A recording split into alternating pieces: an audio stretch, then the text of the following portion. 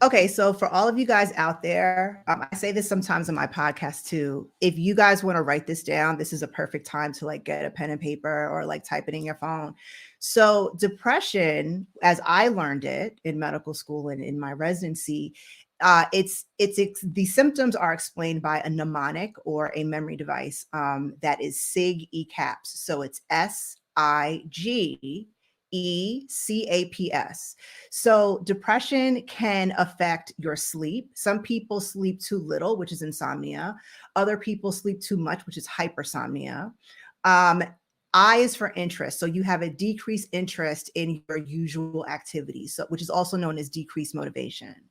When it comes to G, that's guilt or shame. A lot of people who have depression often experience guilt or shame because, oh, I went to do this and now I feel so bad and I need to rest because I'm having these issues with my sleep and now I had to let this person down. So guilt or shame is also a symptom of depression.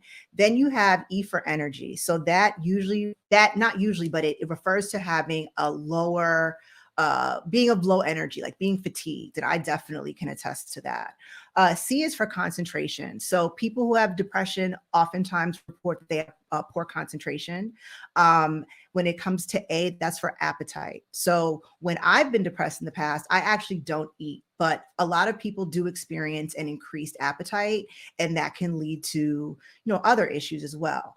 P is for something called psychomotor symptoms. So when it comes to depression, sometimes I'll ask my patients, oh, do you ever feel like the world around you is moving at a normal pace, but you're moving very slowly? Like, does it feel like you're walking through water? And sometimes they'll say yes, and other times no. But that having issues of psychomotor, what's called retardation, is a symptom of depression. And also the last letter, which is S, is for suicidality. So people who are depressed, no surprise here, will experience suicidal thoughts. Some people may experience having suicidal ideation with a plan.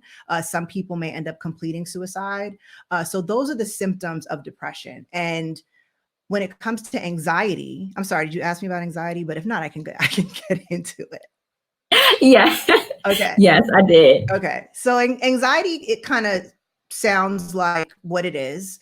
But more specifically, so when it comes to depression, there are symptoms that you really wouldn't necessarily think would be associated with depression, like issues with sleep or issues with your appetite. Anxiety explains the concept of feeling nervous, restless, or tense. And sometimes I'll ask patients like, oh, do you feel like the walls are closing in on you? Do you feel like you have a sense of impending danger, or you ever became panicky? And a lot of times they'll say yes. And you mentioned this also. Some people will experience an increased heart rate, which is known as tachycardia. Also, some people may hyperventilate.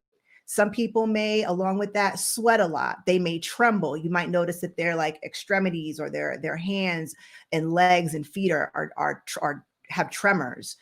People with anxiety can also experience being really fatigued or tired. As someone who's had panic anxiety in the past, it's like all you can do is lay down and go to sleep. Like you can't, it's just, you feel just incapacitated. And also along with anxiety, you can have trouble concentrating or thinking about anything other than what you're experiencing. And you have this kind of ever present worry. So that's basically depression, anxiety in a nutshell. But what's interesting is that depression, anxiety, like I said earlier, can overlap. And so some of the symptoms of anxiety also can be found in depression as well.